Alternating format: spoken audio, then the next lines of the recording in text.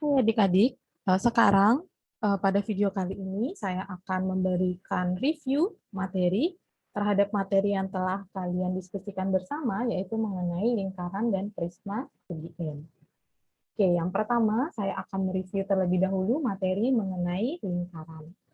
Oke, sebelumnya telah ada pertanyaan mengenai segi 4 tali busor. Yang pertama, apakah boleh pada segi 4 tali busor panjang sisi-sisinya tidak sama panjang? Jadi keempat sisinya itu tidak sama panjangnya. Kemudian yang kedua, apakah jumlah sudut yang berhadapan pada segi 4 tali busor itu ukurannya atau besar sudutnya itu harus 180 derajat? Nah, sekarang kita akan mencoba untuk menelaahnya. Pertama, ingat kembali definisi dari segi 4 tali busor. Segi 4 tali busor adalah suatu segi 4 yang keempat titik sudutnya terletak pada keliling suatu lingkaran. Atau bisa juga kita katakan bahwa segi 4 tali busor yaitu suatu segi 4 yang keempat sisinya berupa tali busor lingkaran. Oke. Nah, di sini ada dua contoh dari segi 4 tali busor. Contoh pertama, jika kita perhatikan sepintas keempat sisinya itu sama panjang ya. Jadi AB, kemudian BC, CD, dan AD itu panjangnya sama. Nah, kemudian kita beralih ke contoh yang kedua, jika kita perhatikan ukuran keempat sisinya tidak sama panjang ya. Jadi kalau kita perhatikan panjang ruas garis AB, BC, CD, dan BA itu tidak sama panjang atau tidak simetris. Apakah boleh seperti itu? Apakah tetap dikatakan segi 4 tali busor?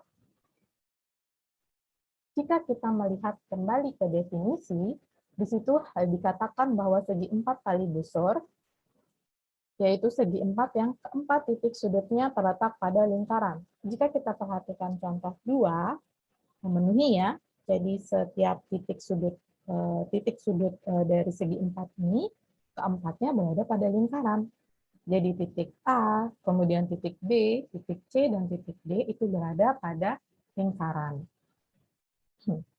Dan selanjutnya, atau kita lihat definisi selanjutnya, segi 4 yang keempat sisinya berupa tali busur lingkaran. Nah, perhatikan, AB merupakan tali busur lingkaran.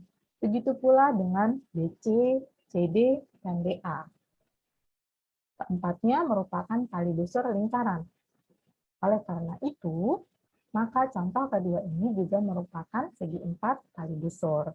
Jadi yang kita perhatikan adalah dari definisi, keempat titiknya harus berada pada lingkaran, atau keempat sisinya itu juga membentuk atau berupa tali busur lingkaran.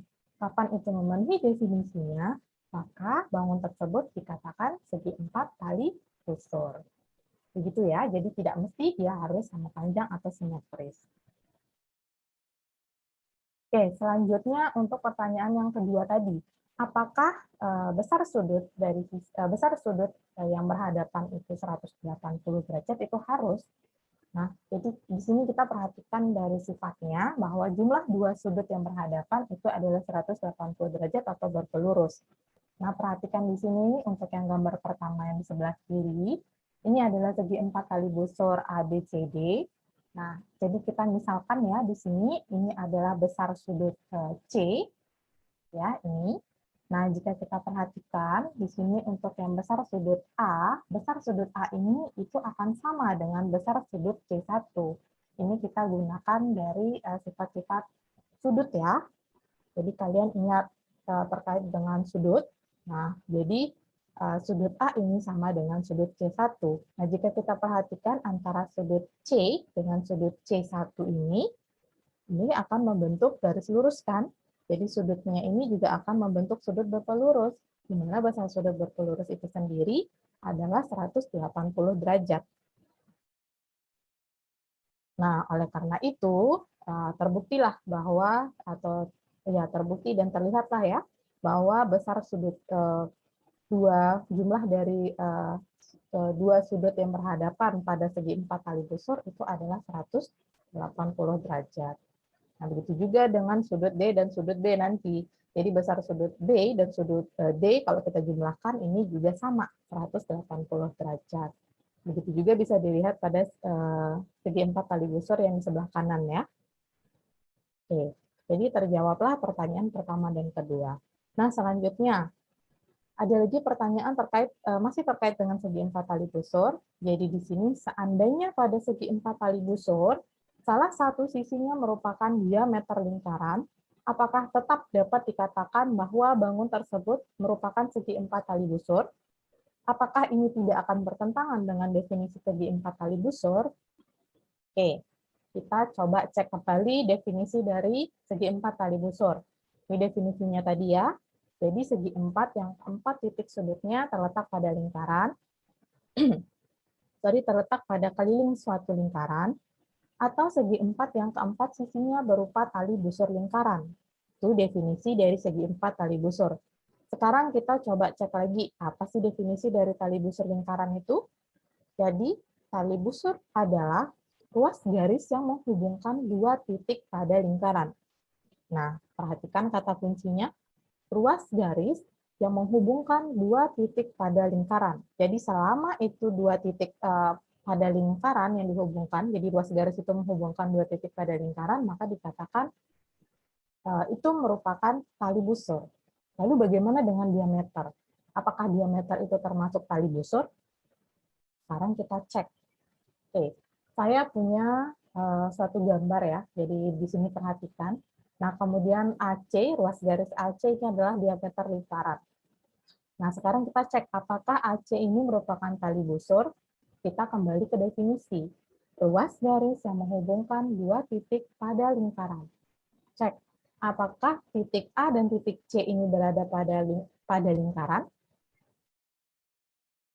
Ya, titik A dan titik C berada pada lingkaran. Kemudian kita hubungkan kedua titik tersebut menjadi ruas garis AC. Ruas garis AC ini sesuai dengan definisi kan ya? Maka AC ini merupakan diameter dan dia juga merupakan tali busur lingkaran. Nah, jadi kalau kita perhatikan ya bahwa diameter lingkaran itu sebenarnya merupakan tali busur terpanjang yang ada pada lingkaran. Jadi untuk tali busur itu kan banyak sekali ya tali busur pada lingkaran. Nah, kalau ditanyakan tali busur terpanjangnya apa? Ya tali busur terpanjangnya merupakan diameternya sendiri, diameter dari lingkaran tersebut. Oke, sekarang perhatikan saya punya segi 4 tali busur ACED. Oke, di sini sudah saya gambarkan dengan menggunakan GeoGebra dan sudah saya ukur besar sudut masing-masingnya. Nah, jadi kalau kita perhatikan di sini ya, sudut A itu besarnya adalah 59,4 di hadapan. Jadi sudutnya yang berhadapan itu adalah sudut E, besarnya adalah 120,6. Jadi kalau kita jumlahkan ini jumlahnya besar sudutnya jadi 180 derajat sesuai dengan sifat yang pertama tadi. Begitu pula dengan jumlah dari besar sudut C dan D. Kalau kita jumlahkan, besarnya juga 180 derajat. Oke, jadi ini merupakan segi 4 tali busur. Oke, selanjutnya. Oke, ini adalah sempat ditanyakan oleh temannya ya. Jadi terkait dengan di sini kenapa panjang CD bisa A dikurang X, padahal di sini tidak ada disebutkan sama sekali X. Oke, sekarang kita cek bersama. Hal yang perlu kalian perhatikan di sini diketahui bahwa ODAE, kemudian ODCF, dan OFDE itu merupakan layang-layang garis singgung. Kalian perhatikan kembali, apa sih layang-layang itu? Jadi ingat bahwa pada layang-layang, sepasang sisi yang bersebelahan itu ukurannya sama panjang. Jadi kita lihat mana sih ODAE, jadi layang-layang ODAE, jadi layang-layang ini ya, ODAE.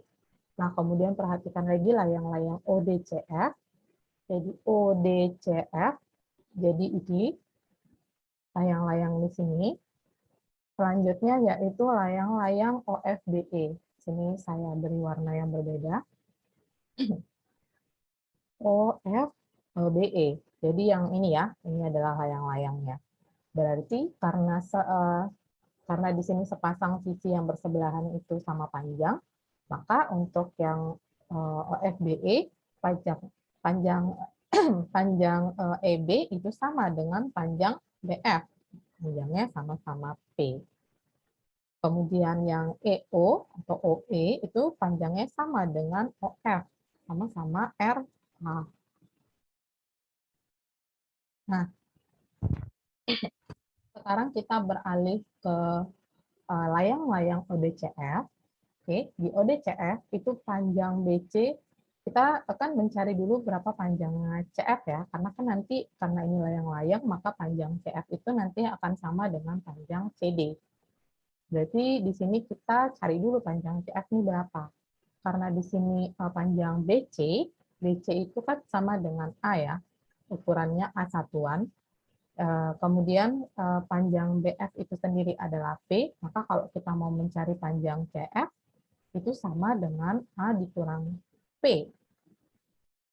Nah, karena tadi kita tahu bahwa ODCF itu merupakan layang-layang, maka panjang dari CF itu akan sama dengan panjang dari CD, yaitu A dikurang P. Jadi seharusnya di sini bukan X ya, jadi seharusnya di sini adalah A dikurangi dengan P.